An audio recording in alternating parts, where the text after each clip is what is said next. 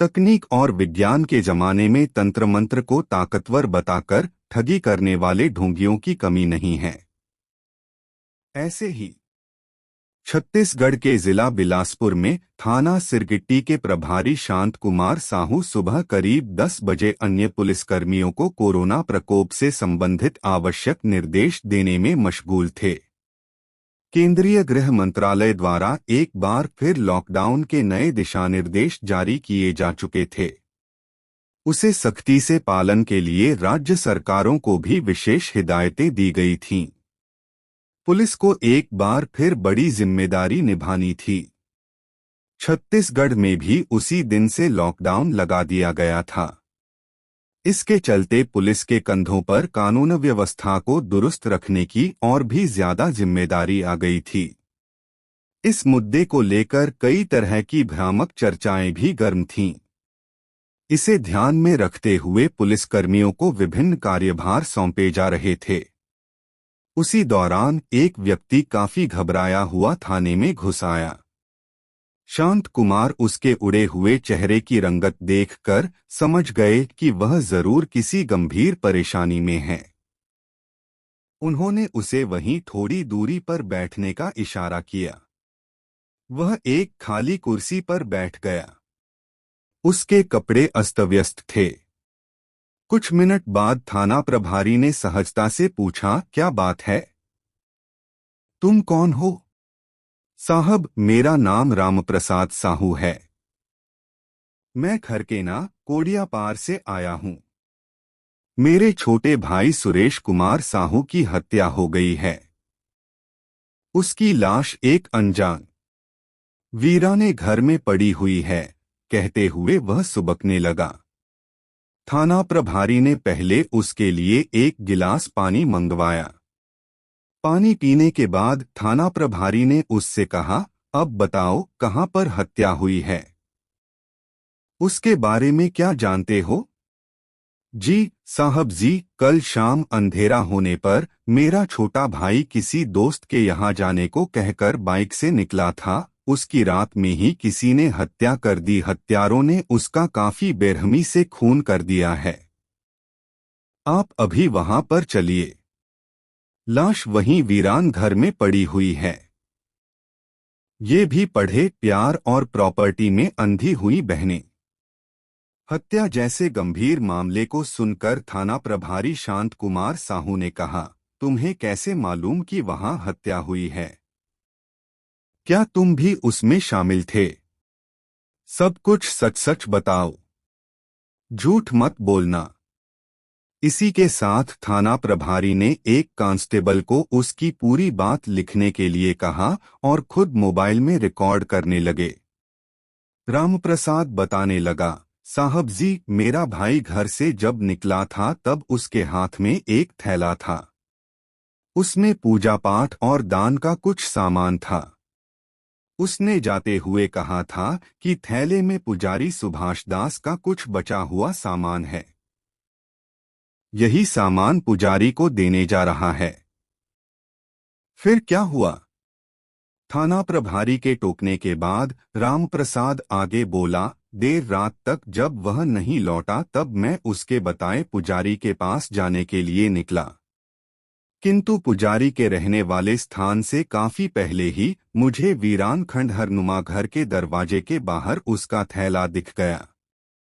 उसमें वह सामान नहीं था जो वह लेकर गया था, लेकिन मैंने उस थैले को पहचान लिया था क्योंकि वह मेरे घर के बरामदे में ही 2 सप्ताह से टंगा था। वहीं मेरे भाई की एक झाड़ी में चप्पल भी दिख गई। कुछ दूरी पर मेरे भाई की मोटरसाइकिल भी नजर आ गई।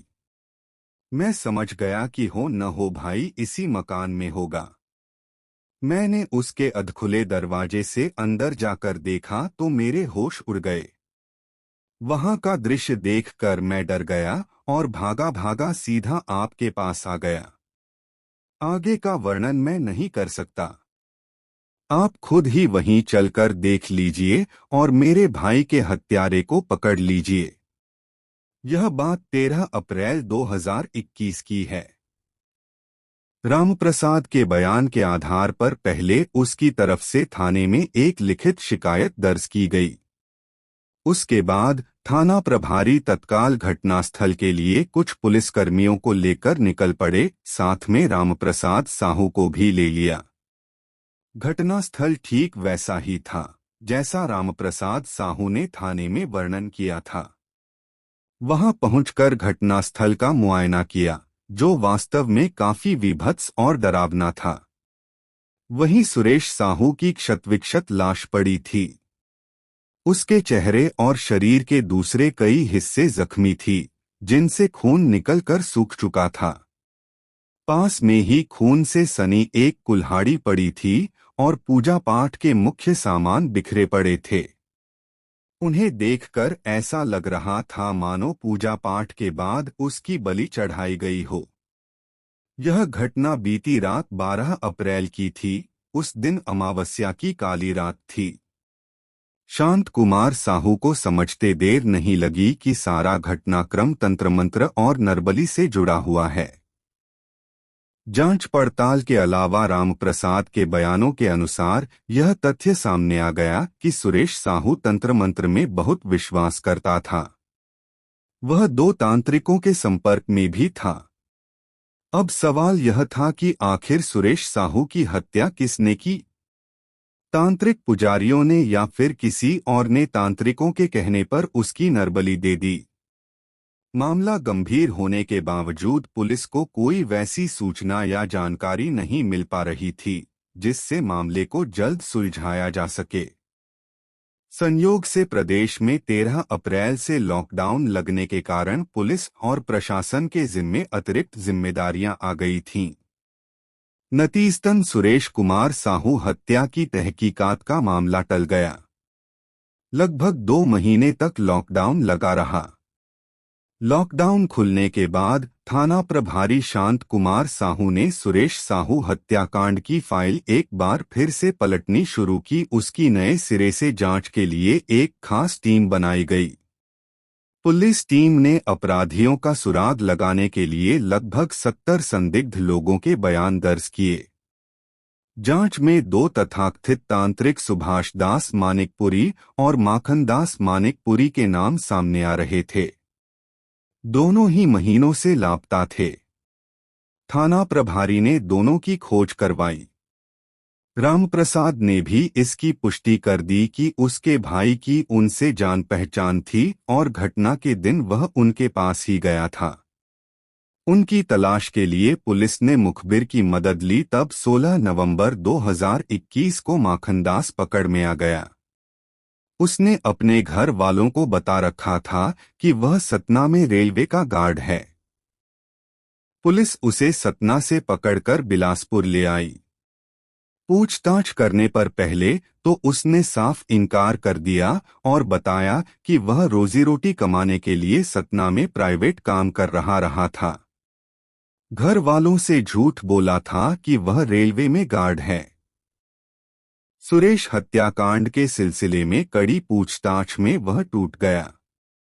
उसने सुरेश के साथ हुई वारदात की सारी कहानी पुलिस को बता दी। उसके बाद पुलिस के सामने नई चुनौती सुभाष दास मानिकपुरी को ढूंढ निकालने की थी। अपने साथी सुभाष दास के बारे में माखन दास ने सिर्फ इतना बताया था कि वह जबलपुर में कहीं सिक्योरिटी गार्ड की नौकरी कर रहा है। वह विवाहित है। उसकी एक प्रेमिका भी है। उसकी पत्नी से बहुत पहले ही संबंध टूट चुके थे। ये भी पढ़े बाबा के सहारे एक्सचेंज चलाने वाली चित्रा रामकृष्ण। पुलिस ने जांच को आगे बढ़ाते हुए सुभाष दास की प्रेमिका का नाम मालूम कर लिया। फिर जबलपुर बिल्डिंग निर्माण वाले इलाके में गार्ड की नौकरी में लगे लोगों से पूछताछ करने लगी। पुलिस ने पहले छत्तीसगढ़ के रहने वाले गार्ड्स के बारे में जानकारी जुटाई।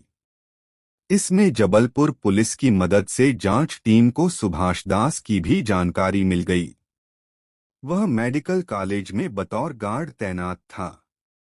पुलिस उसे हिरासत में लेकर बिलासपुर आई। पहले तो उसने नानुकुर की और गिरफ्तारी को लेकर सवाल जवाब करने लगा।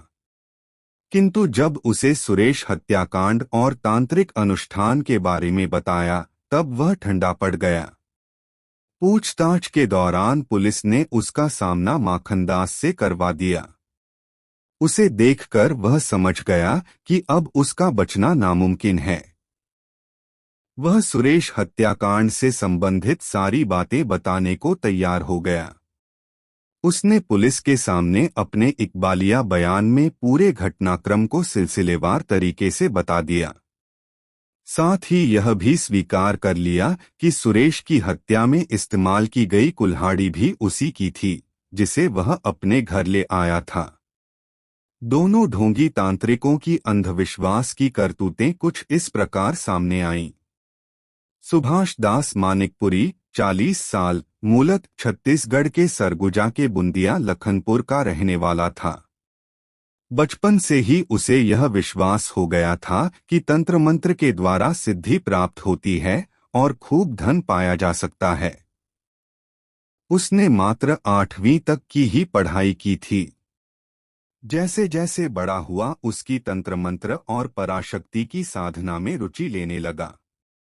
वह वैसे लोगों से ही अधिक मिलता था जो तंत्र मंत्र की बातें करते थे। उसे लगता था कि इसमें इतनी अधिक शक्ति होती है कि इससे दुनिया का कोई भी काम चंद मिनटों में सिद्ध किया जा सकता है। यह बात उसके मनमस्तिष्क में काफी गहराई तक बैठ चुकी थी। नतीजा यह हुआ था कि उसका मन कभी किसी काम में नहीं लगता था। वह लाखों रुपए कमाने के लिए तंत्रमंत्र सामानों, हनुमान सिक्के, पीला कछुआ, रुद्राक्ष माला, पारदलिंग, अघोरपंथी, बारहसिंघा, हत्थाजोड़ी आदि को हासिल करने की कोशिश में लगा रहता था। जहां कभी कोई ऐसी बात होती या कोई इस सोच का व्यक्ति मिलता तो वह उसके साथ हो लेता था। घंटों तंत्र मंत्र की चर्चा में लगा रहता था। उससे मिलने जुलने वाले लोगों को हर समस्या का उपाय तांत्रिक साधन से बताता था। जब उसके घर में लोगों ने देखा कि सुभाष हमेशा तंत्र मंत्र की दुनिया में रमा रहता है, तब उसकी शादी करवा दी। माता पिता ने सोचा घर गृहस्थी की जिम्मेदारी आने पर उसमें सुधार हो जाएगा। उसका विवाह सरगुजा के प्रेम नगर की एक युवती के साथ हुआ, लेकिन कुछ समय बाद ही पत्नी उसके व्यवहार और बातों से ऊब गई और उसे छोड़कर अपने मायके चली गई। सुभाष दास भी अपना गांव छोड़ बिलासपुर के कोरियापारा, सिरगिट्टी में जाकर रहने लगा। वहीं उसके एक महिला से प्रेम संबंध बन गए थे। अकेली रहने वाली महिला को लोग घरेलू उपचार करने वाली के रूप में जानते थे। वह उसके पास रहते हुए तंत्र मंत्र का काम भी करने लगा।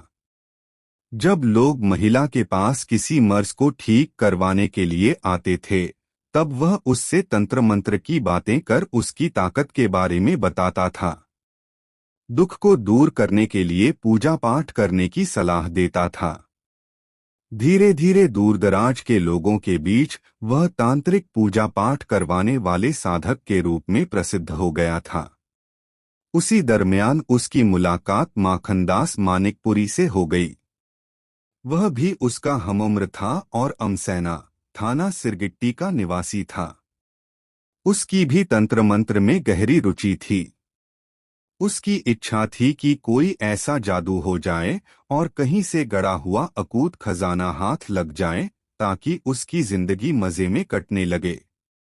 उसने भी सुभाष दास की प्रसिद्धि और साधना के बारे में सुन रखा था। माखनदास उसके पास आने जाने लगा। उसने उसे एक तरह से अपना गुरु बना लिया था। अब दोनों ही गुरु शिष्य बनकर आसपास के लोगों की हर समस्या का समाधान तंत्र मंत्र से करने का दावा करने लगे थे। यही उनके जीविकोपार्जन का जरिया बन गया था। पूजा पाठ के बदले में पैसे लेते थे, लेकिन उन्हें बड़ा हाथ नहीं लगा था। दूसरों को तो धन संपदा की बरसात का दावा करते थे, गड़े धन को ढूंढ निकालने का आश्वासन देते, लेकिन इसके लिए कोई वैसा इच्छुक व्यक्ति नहीं मिला था। एक दिन की बात है। माखनदास मानिकपुरी ने सुभाष दास से जिज्ञासावश पूछा, गुरु, क्या सचमुच कोई ऐसी अदृश्य ताकत है जो हमें रुपए पैसे से मालामाल कर सकती है? यह हनुमान सिक्का क्या है? इसके बारे में सुना तो मैंने बहुत है, मगर संशय भाव से माखनदास के पूछने पर सुभाषदास ने जवाब दिया, अरे अगरमगर क्या होता है? क्या तुम्हें इस बात में शक है कि भूत प्रेत और आत्मा होती है? नहीं न, नहीं, कभी नहीं। यह तो मानना पड़ेगा कि आत्मा होती है, भूत प्रेत होते हैं। माखनदास ने सहमति में सिर हिलाते हुए कहा। तो फिर इसमें क्या इनकार कि इन शैतानी शक्तियों को अगर प्रसन्न कर लिया जाए तो उसके जरिए कुछ भी किया करवाया जा सकता है। और सुनो, हनुमान सिक्का अगर किसी को मिल जाए तो आदमी लखपति क्या करोड़पति बन सकता है। ऐसी ही कितनी विधाएं और साधनाएं हैं। मैं इस दिशा में सफलता की ओर बहुत आगे बढ़ चुका हूं। मुझे विश्वास है कि शीघ्र ही मुझे इन शक्तियों का आशीर्वाद मिलने लगेगा। सुभाषदास ने आंखें घुमाते हुए कहा। गुरु, फिर तो आप मालामाल हो जाओगे। अब मुझे विश्वास हो चला है कि यह ताकत होती है। मुझे जो भी कहोगे मैं करूंगा, माखनदास खुश होते हुए बोला। मुझे बहुत अफसोस होता है कि तुझ जैसा समझदार आदमी क्यों बार बार रास्ते से भटक जाता है। तुमने पहले भी मेरा साथ दिया था और मैंने इस दिशा में कई सफलताएं पाई हैं। तभी तो लोगों का हम पर भरोसा भी बना है, सुभाषदास ने समझाया। गुरु, जब सफलता नहीं मिलती तो मन टूट जाता है। कितने ही लोगों को मैंने आपसे मिलवाया और आपने उनको हनुमान सिक्के, 21 नाखून के रास्ते बतलाए, तंत्र मंत्र भी किया, मगर लाभ कहाँ मिला। ऐसे में आप ही बताओ, मन कैसे नहीं विचलित होगा। फिर भी मैं मानता हूं कि तंत्र मंत्र की इस विद्या से कोई भी लखपति करोड़पति बन सकता है। कई बार साधना में असफलता भी मिलती है। उसके कई कारण हो सकते हैं। आप में कुवत भी है, माखनदास बोला। होगा, जरूर होगा। हमें सफलता भी मिलेगी, लोगों को हमारी साधना का भी लाभ मिलेगा। बस भरोसा रखो। एक दिन तुम भी देखना किस तरह मैं तंत्र मंत्र की ताकत से तुमको भी मालामाल कर दूंगा। असल में हमें जैसी साधना करनी चाहिए उसमें चूक हो रही है। यह मैंने एहसास कर लिया है। कल देखना, देखते ही देखते मानो छप्पर फट जाएगा और सोना चांदी बरसने लगेगा। सुभाषदास ने अपनी लच्छेदार बातों से माखनदास को प्रभावित कर दिया था। ऐसा है तो गुरु, कुछ जल्दी करो। क्यों हम अपना समय नष्ट कर रहे हैं? माखनदास बोला। ठीक है, तुमने एक बार मुझे सुरेश साहू से मिलवाया था, उसे तुम फिर लेकर आओ।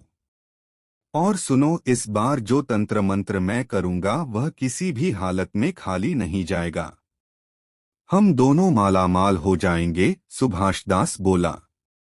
ठीक है गुरु, मैं आज ही सुरेश से मिलता हूं और उसे आपके पास ले आता हूं। बेचारा कितने सालों से धन की खोज में लगा हुआ है। आपने भी उसे आश्वासन दिया था। ठीक है, उसे जितनी जल्दी हो सके लाओ। हम मुरु पथराली खार में तंत्र साधना करेंगे। यह साधना बहुत महत्वपूर्ण होगी और सफलता मिलने की पूरी 100% गारंटी है। अगले ही दिन माखनदास ने सुरेश कुमार साहू की सुभाषदास से मुलाकात करवा दी। खरकेन में संतराम साहू का बड़ा बेटा सुरेश कुमार साहू सुभाषदास से मिलकर काफी प्रभावित हुआ। उसके सामने ही माखनदास ने कहा, गुरु, यह हमारे गांव के खूब पैसे वाले हैं। पूरा परिवार सुखी संपन्न और मान मर्यादा वाला है। अभी इनकी आर्थिक स्थिति कुछ ठीक नहीं है, मगर इन्हें विश्वास है कि इनके पुश्तैनी घर में गड़ा धन रखा हुआ है। आप कृपा कर दो, बड़ी मेहरबानी होगी। सुभाष दास मानिकपुरी ने माखन दास की बातें सुनकर सुरेश साहू की ओर अपलक देखते हुए कहा, मैं यहाँ बैठे बैठे सब ठीक कर सकता हूँ। मैं देख रहा हूँ कि तुम आने वाले समय में बहुत पैसे वाले बनने वाले हो। तुम्हारे मकान के नीचे खूब सोना चांदी छिपा हुआ है, जो तुम्हारे पूर्वजों का है।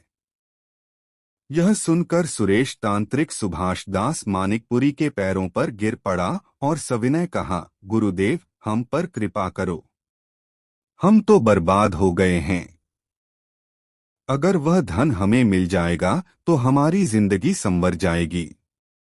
हमारे घर में खुशियां लौट आएंगी। हमारे कर्ज चुकता हो जाएंगे। सुभाष दास ने सुरेश की अधीरता को भांपते हुए कहा, मैं तुम्हारी मदद अवश्य करूंगा। इसके लिए मुझे तुम्हारे घर आकर के एक तांत्रिक साधना करनी पड़ेगी। यह सुनकर सुरेश ने हाथ जोड़कर कहा, गुरुदेव, हमारे घर का माहौल ठीक नहीं है। आपका वहां आना सब पसंद नहीं करेंगे। मेरा भाई और उसकी पत्नी तो इस पर थोड़ा भी यकीन नहीं करते हैं। इस पर हंसते हुए सुभाष दास ने मधुर वाणी में कहा, दुनिया में ऐसे कितने ही लोग हैं जो इस पर विश्वास नहीं करते, मगर जब वे देखेंगे कि पैसों की हांडी बाहर आ गई है तो खुशी से नाच पड़ेंगे। हाँ, यह बात तो सही है, मगर मैं उन्हें कैसे समझाऊं? कोई रास्ता निकालो गुरुदेव, सुरेश बोला। देखो भाई, तुम अपने घर में बात करो और उन्हें समझाओ। देखो, अगर तंत्र साधना की तैयारी करोगे तो भला तो तुम्हारे परिवार का ही है। उन्हें इस साधना को घर में सुख शांति बनाए रखने वाला कहकर मना लो। सुभाष दास की बातें सुनकर सुरेश समझ गया कि कैसे अपने परिवार के सदस्यों को इस साधना के बारे में आश्वस्त करना है। यही फैसला कर सुरेश साहू अपने घर पहुंचा और अपने भाई रामप्रसाद से बात की। उसने कहा, भैया, अगर आप बुरा न माने तो सिर्फ एक बार घर में तांत्रिक साधना करवा लें। मुझे विश्वास है कि आपको भी यकीन हो जाएगा। सुरेश साहू की बातें सुनकर बड़े भाई रामप्रसाद साहू ने कहा, भाई, मुझे तो इस सब में कोई विश्वास ही नहीं है, मगर तुम चाहते हो तो एक बार पूजा पाठ करवा कर देख लो। यह सुनकर कि सुरेश साहू खुश हो गया और 2 दिन बाद ही सुभाष दास और माखन दास को तांत्रिक साधना के लिए घर बुला लिया। उनके घर पर सुभाष दास और माखन दास आए और रात भर तंत्र साधना करते रहे। उन्हें विश्वास दिलाया कि जैसे ही यह सिद्धि पूरी होगी, उनके घर में गड़ा हुआ रुपया उन्हें मिल जाएगा। यह अनुष्ठान 3 दिन तक चला, जो रात के वक्त ही किए गए। इसके बदले में दोनों तांत्रिकों ने मोटी फीस वसूली।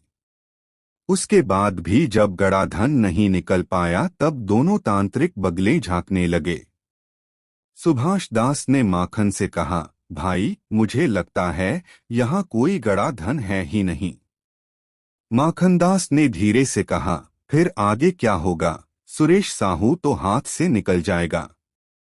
सुभाष दास ने कहा, मैंने तंत्र साधना पूरी कर ली है। अगर रुपए होते तो हमें इशारा मिल जाता।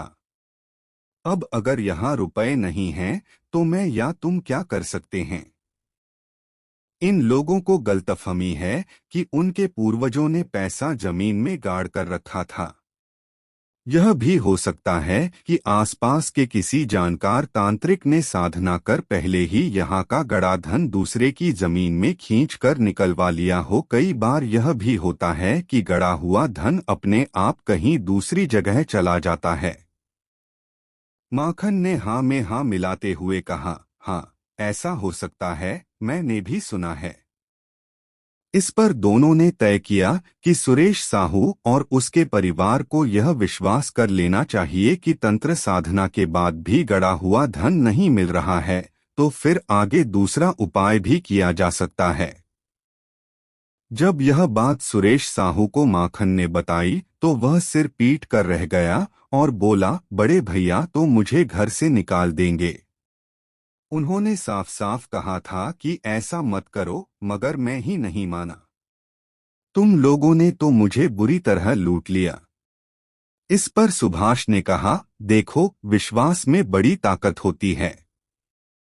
आस्था रखो, एक दिन अगर गड़ा धन नहीं मिला है तो मैं अपनी तंत्र साधना से रुपयों की बारिश आसमान से करवा दूंगा। या फिर अगर तुम्हारा गड़ा धन किसी ने खींच लिया है या कहीं चला गया है तो उसके लिए भी साधना कर छीन लाऊंगा। लेकिन इसमें समय लगेगा। तुम्हें धैर्य रखना होगा। आखिरकार सुरेश ने हाथ जोड़ कर के विवश हो तांत्रिकों के आगे घुटने टेक दिए। कई महीने के बाद एक दिन अचानक सुरेश साहू से माखन की मुलाकात हो गई। औपचारिक बातचीत करने के बाद सुरेश ने सुभाष दास का हालचाल पूछ लिया।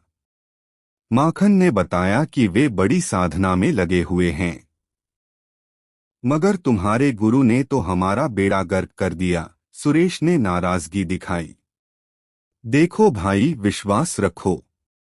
तंत्र साधना कोई मजाक या जादू की छड़ी नहीं है। हर किसी का इससे भला भी नहीं होता। हालांकि हमारे गुरु सुभाष दास बहुत पहुंचे हुए हैं। उस वक्त या तो तुम्हारा समय अच्छा नहीं चल रहा था या फिर तुम्हारे भाई और परिवार को विश्वास नहीं था। इस कारण भी साधना में कमी आ सकती है। मैं तो कहता हूं कि अगर तुम्हें विश्वास है तो गुरु की शरण में आ जाओ, फिर देखो कैसे तुम मालामाल हो जाते हो। माखनदास की बड़ी बड़ी बातें सुनकर के सुरेश कुमार साहू को विश्वास हो गया कि घर में धन का घड़ा इसलिए नहीं मिला क्योंकि वह धन किसी ने अपने पास खींच लिया था, या फिर हो सकता है पहले ही किसी ने उसे निकाल लिया हो। सुरेश साहू माखन की बातों से संतुष्ट होकर बोला, ठीक है, एक बार मुझे अपने गुरु सुभाष दास से मिलाना। मुझे भी अपने साथ जोड़ लो ताकि मेरा भी खर्चा चलता रहे। माखनदास ने सुभाष दास से सुरेश साहू की पूरी बात बताई। इस पर सुभाष दास की आंखों में चमक आ गई। उसने कहा, देखो, इस बार मैंने कुछ नई जानकारियां इकट्ठा की हैं। सोशल मीडिया पर यूट्यूब है, वहां पर तंत्र मंत्र साधनाओं को देख करके मुझे पूरा यकीन है कि हम मालामाल हो जाएंगे। अब सुरेश साहू को कुछ मिले न मिले, तुम और मैं तो मालामाल हो सकते हैं। बताओ कैसा रहेगा? ठीक है गुरु, जैसा आप कहो। आखिर हम भी कब तक गरीबी के दिन गुजारते रहेंगे? तो तुम मुझे अपना पूरा साथ दोगे? मैं तनमन से आपके साथ हूँ। माखनदास ने बड़ी श्रद्धा के साथ सुभाष दास मानिकपुरी के सामने हाथ जोड़कर कहा। तो सुनो, आज हम जो साधना करेंगे उसमें हमें खून देना होगा, और अगर हमने खून दे दिया तो समझो कि हम तो करोड़पति हो गए। खून शब्द सुनकर माखनदास के ललाट पर पसीने की बूंदें उभर आईं। घबराकर वह इधर-उधर देखने लगा।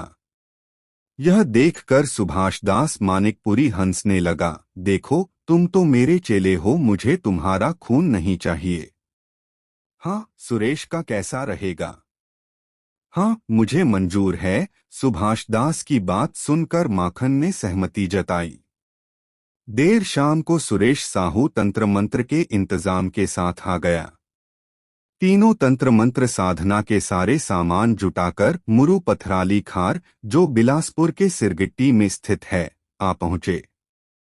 यहाँ सुनसान जगह में देर रात को सुभाष दास ने अपना आसन जमाया और तंत्र मंत्र साधना करने लगा। माखनदास और सुरेश साहू पास में बैठे हुए थे। 2 घंटे के अनुष्ठान के बाद सुभाष उठा और चलने का इशारा किया। मानिक ने वहां का सारा सामान समेटा और सुरेश की मोटरसाइकिल पर रख दिया। कुछ देर में तीनों पैदल ही पास के खंडहरनुमा वीरान पुराने मकान में थे। वहां फिर से अनुष्ठान की तैयारी की गई। सुरेश को साधना पूरी होने तक आंखें बंद रखने की हिदायत दी गई। 1 घंटे तक सुरेश साहू आंखें बंद करके बैठा रहा। सुभाष ने अपने थैले से कुल्हाड़ी निकाली और उसका पूजन किया।